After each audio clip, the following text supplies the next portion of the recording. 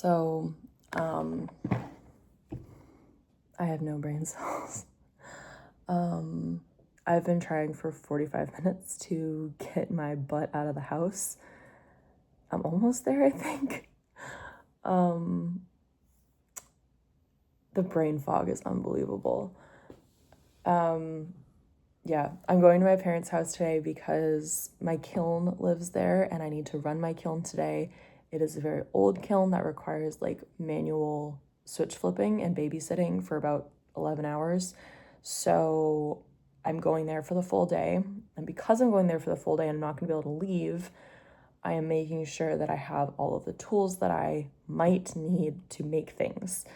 Because I do have a few projects that if I get the energy, I would like to work on. So I usually have this like big box of hand building tools that lives on my big table in my apartment that I just pick from. But when I go to my parents' place, I get myself a little bitty box. I put my tools in here. So I think I have what I need. Honestly, the thing that inspired me to make this video was I was looking at my toolbox, and I'll show you here. I'll show you in a second because I can't flip the camera around in this particular video app. The tools look really colorful together because I've got different colored handles and stuff, and I liked the vibe of it, and I wanted to make a video that kind of centered around that. And then I tried 2 or 3 different introductions to this video, lost my original train of thought, just now found my original train of thought back, by the way, which is this.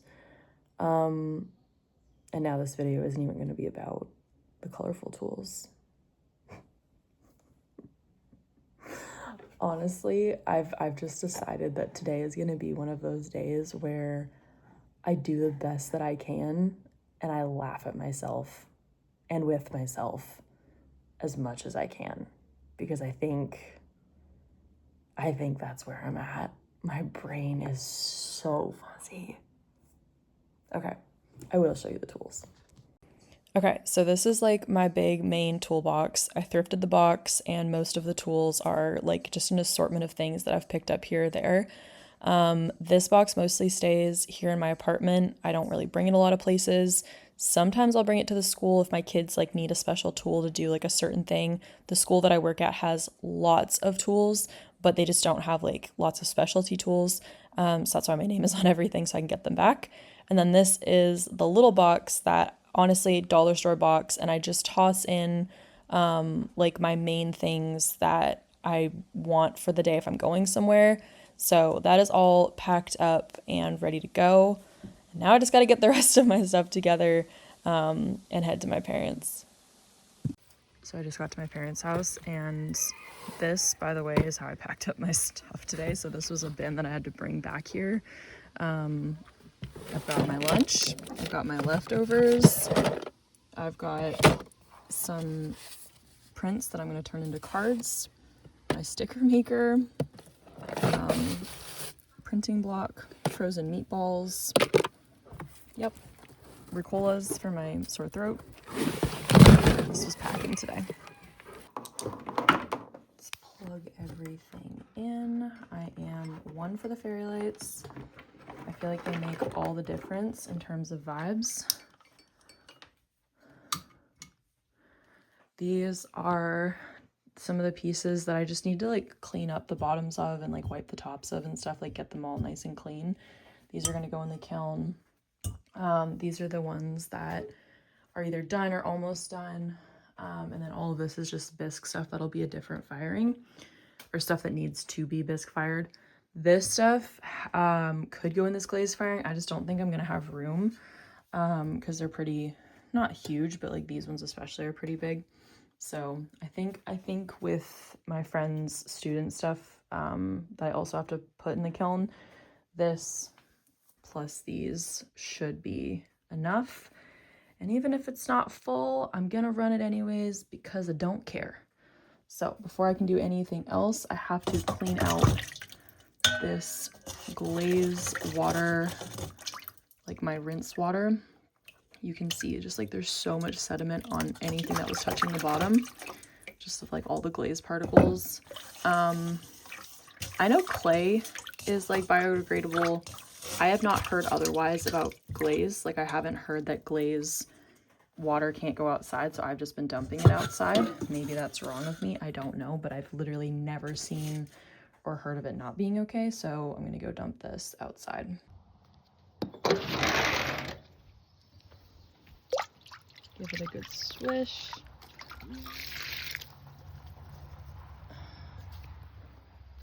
Use the laundry tub sink.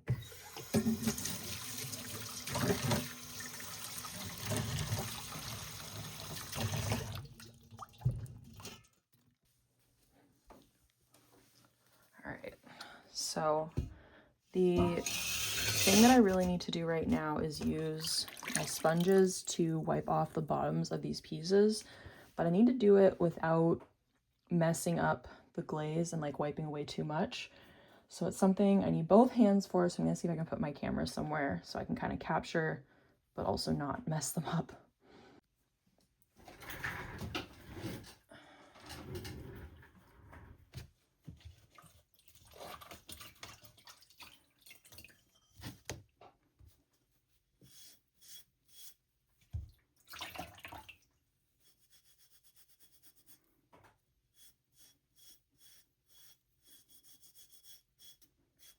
Now, usually, because this glaze goes really close to the bottom, I would wipe more away, but because I know that I only put 2 coats on here because of the technique that I'm using, I'm not worried about it running. It's also not a runny glaze, so I'm just gonna leave it at that. And then the top here, I'm gonna try to do as little as possible.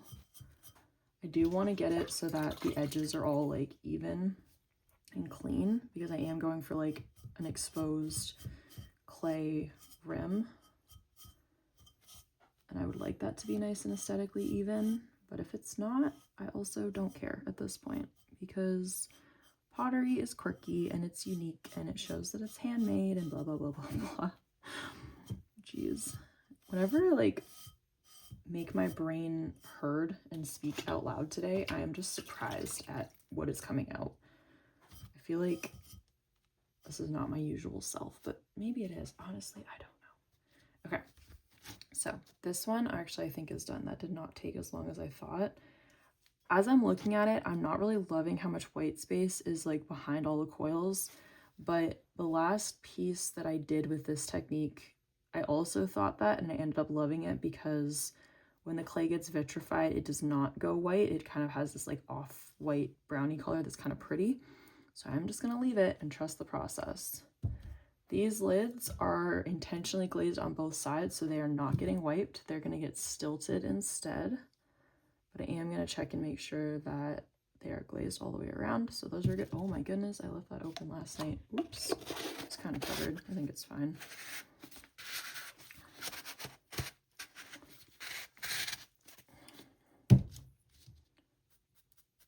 Bottoms of these little magnet dudes. Most of them are fine, actually.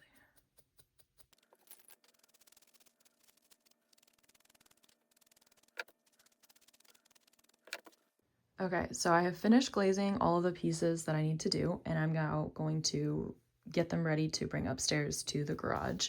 And I wanted to show you guys my like super thrifty way of carrying pottery. So I've tried lots of different situations, like Amazon boxes, stuff like that, to carry pieces just in small, trips. And my go-to are these berry boxes. Obviously, they are subject to availability depending on where you live, but my local grocery store, they stock the fruit in the produce aisle, literally like the packages of berries will be still in the boxes. They don't always take them out for the display, which I love. And these boxes have little fins that actually click into each other. And sometimes, if you're really lucky, you can get like a big box that actually is like a double. So I can stack, like this is literally like secured. So I can now carry my big box, and now I can start putting the rest of my little pieces in here. And then as I'm carrying this upstairs, this box will not slide off. Like, I am amazed at how they have such thick cardboard and secure box systems for berries, which are already in plastic shells. Like, I feel like kiwis or something maybe are more warranted for like this kind of top-notch security. I don't understand, but you know what? Whoever designed these berry boxes, I thank you, because as a potter, there is nothing worse than carrying like a bunch of stuff somewhere and having the boxes slide off and just, I've had it happen before. It's terrifying and I don't like it. So anyways, this is my carrying system and I will now bring this upstairs. So my kiln was in my parents' garage and this is, heads up, not organized. That's kind of the point of this garage. We are okay with this system. We're not here to judge. This is just how we roll, and that's fine. This garage doesn't really get used. It's more of a storage situation, and there's so many intersecting fields of storage. We've got appliance storage and tool storage and clay storage, and yeah, we probably should do an organized, but ain't nobody got time for that. We got chicken stuff because we've got chickens, so I can just go there for now. So this is my kiln. Her name is Rosie. She has a very long history. I think she's from the 80s, honestly, not sure. And some of the bricks are falling out. I am definitely like at least the fourth owner of this kiln. I know that at least 2 local schools in my area, local high schools, have owned her before me, and finally she was released to the public when her last school closed down and merged with a different school.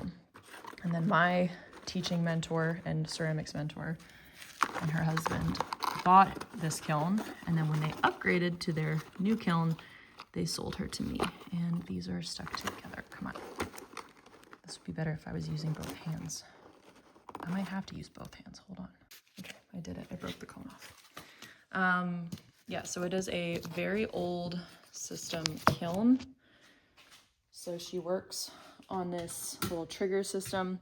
So basically I put this little cone in here, and when it gets up to cone 6 temperature, then this cone will bend like the one that I took out, which causes this little metal bar to lean down. And when that bar leans down, this little guy flips up, this switch flips down, and it shuts off the kiln. So it heats up through elements. There are 4 sets of elements. I've labeled them D, C, B, and A. Originally I labeled them with numbers, but then that somehow got confusing because isn't this supposed to be 1 or whatever? Anyways, we went with letters. 4 different switches, and I just toggle them on and off to control how quickly and slowly it heats up. And then, so that's kind of my babysitting schedule. I'll show you guys the actual like printout schedule of how that works in a little bit. And then when it reaches that final temperature, because you can't open this to put a thermometer in here, and because it's not electric, I don't know what the temperature is.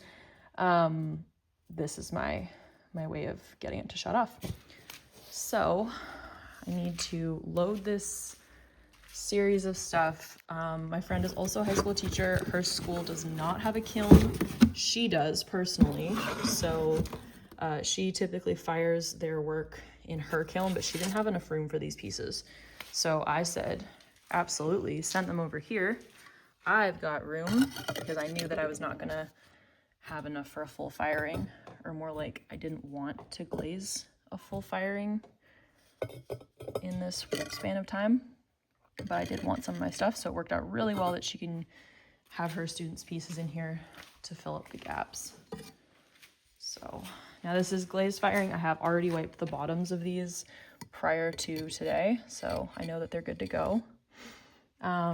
Glazed firing though, so they all need to be separated and cannot touch anything. So I'm getting stilts from my fancy stilt storage, because those 2 coil pot lids that I have are gonna need stilts.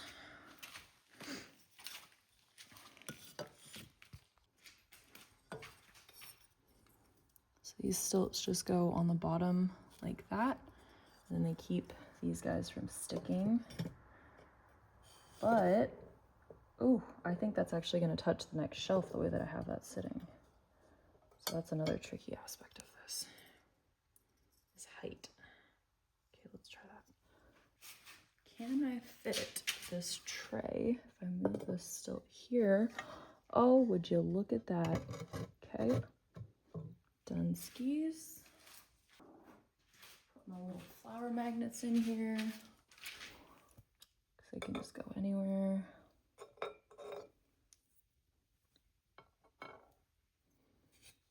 Okay, so this shelf is good to go. Just checking this one more time. Yeah, so I'm making sure that this piece is not touching the kiln shelf anywhere, so that's good. So that one's all good to go. In theory, I should probably put witness cones on the bottom level here, but I'm not going to, because knock on wood, my kiln has been super reliable and I have not had issues with temperature, like pieces being under fired on certain levels. And witness cones are expensive, so I'm not going to use them if I don't have to.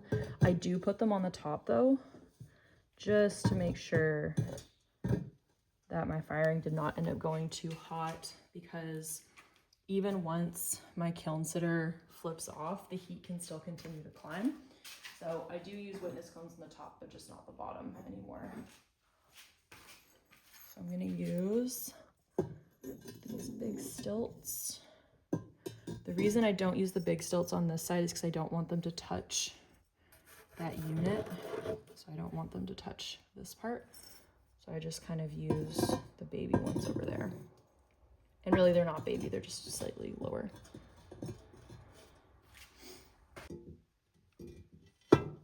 You can see how many fatalities there have been of runny glazes because I love to experiment. So I am gonna do this lid for sure because it belongs to that coil pot down there. And then this little guy, I feel like can go there for now. Oh, actually, you know what? I think I might be able to do it. Oh my goodness, I am. It's gonna happen. I'm gonna do it. Look at that. I'm gonna switch these around. So this one goes here. This one needs to hang over a little bit. Oh my goodness, would you look at that? They are all fitting. That I actually did not see coming. Gosh darn.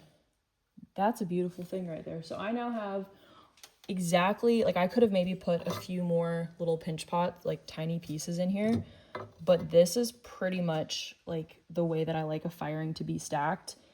Any fuller and I would be really cutting it close. So now I'm gonna prep my witness cones. So this is my witness cone holder. I always put it somewhere where when the cones droop over, when they melt, they're not gonna touch a piece of pottery, because I have actually ruined pieces of pottery from putting them too close to my witness cones and not predicting the droop. So we're not gonna do that. So I'm gonna put it back here so that even when the cones droop, they do not hit that piece. And then I need cone 7 and cone 5. So this is a cone 6 firing, but I only use cone 7 and 5 witness cones because I only care if it goes too far lower or too far higher. So that's a kind of a trick that I figured out myself. I don't think I got that from Instagram or anything, because I try to keep my costs as low as possible so that I can make my small batch pottery as accessible as possible for myself to make and also to like to sell to people, so that, you know, I don't really want to sell super overpriced stuff. Maybe later in my career, but not right now. So what I figured out is the sitter is going to go off at cone 6. And if I only care if it went too hot or too cold, beyond that, like as the heat continues to like rise and fall as it cools, I just need these two. So really what I'm hoping for, I forget which color is which. Cone 7 is this one. So this is my cone 5. So that's going to be the cone. This cone will melt before this cone. I want this cone to be like almost hitting the shelf. I'm hoping that this cone 7 doesn't move a lot. It might bend a little bit, that's okay. But if it bends a lot, then I know that it did overfire. At that point, there's not really anything that I can do for my pottery. Like, it won't die or anything. But it could cause like cracking or things like that later on down the road. So it's good for me to know. And it also will tell me to change my heat work settings, like my switch flips, for my next firing. So it's kind of like just kind of some ongoing investigative work. So this is all good to go. Goodbye, babies. I will see you in approximately 24 hours. Last step before I can actually start this is I'm going to hit the first flip. I have not printed off my schedule for this firing. I'm going to go inside and do that right now, but I know that it always starts with this bottom switch being on, so I know I can start there. And then press the button and listen for the hum. So that hum right there is how I know that my kiln is on. Wipe some dust off there. And then I'm also going to make sure that anything that might have been leaning against my kiln is away from it, because the outside here will get pretty hot. Surprisingly, this kiln actually does not kick off a lot of heat. Like, if it were even, say, minus 10 Celsius outside and the garage was like, you know, hovering at freezing and I was running the kiln with the door closed and everything, this kiln would hardly make an impact. Like, maybe 2 degrees difference in this big space. And this is a well-insulated garage because it does have its own heating system. So it is an insulated garage. This would not make a huge heat difference. It's very like these, the fire bricks are super efficient. That being said, if something touches the metal, it will melt. So don't want to do that. So she's running. It is 10:33. That's a little later than I would like it to be for starting this firing, but you know what? C'est la vie. The latest I could have started it today while still going to bed at a decent time would have been 11:30, so not the end of the world. So 10:30 is when I started it, and I'm gonna mark that on my chart when I go inside. And for now, let her be.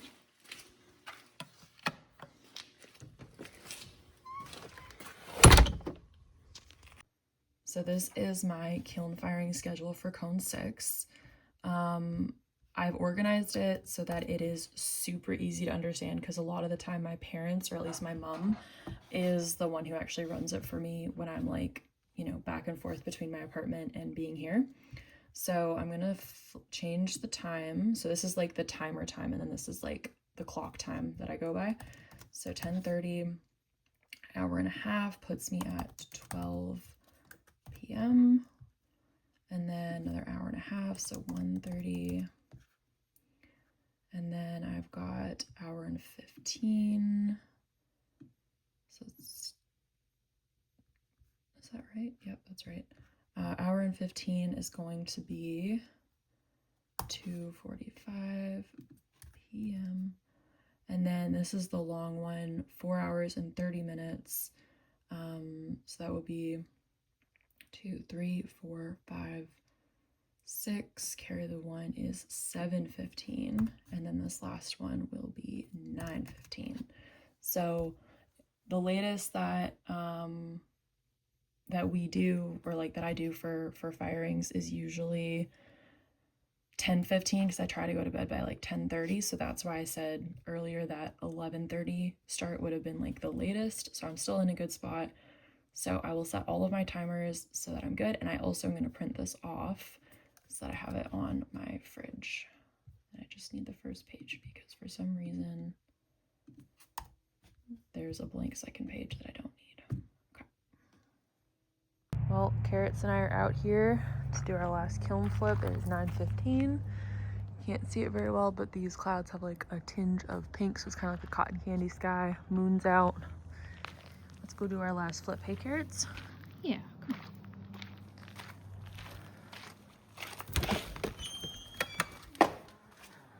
All right, here we go. She is definitely warm, and I thought I left a nail here. Oh yeah, there it is. You can see, you won't be able to see it very well. You'll just be able to see like, oh, come on, white. But there's actually like a really, hold on. Yeah, it's like a really, this is my lowest exposure. You can kind of see the red. I can see it a lot more clearly from where I am, but it is literally molten lava in there right now. I don't know what the temperature is, you know, what we're looking at here, but usually after I flip that last switch, it's within an hour or two that this will flip down. But you can see here that the latch is still pretty secure, like it's not really wavering up. So that means it's still got at least another hour, probably two, maybe hour and a half to go, because this little guy's gotta raise. So it will do all of that amazing work while I am asleep. I am exhausted. The evening brain fog definitely has kicked in. So I've brushed my teeth, retainers are in, and I will open this baby. Not quite in the morning. I'll crack it open in the morning. I'll open the peeps and crack the lid, but I won't actually be able to unload it until the afternoon. But tomorrow will be Christmas. Yay! Good night, Rosie.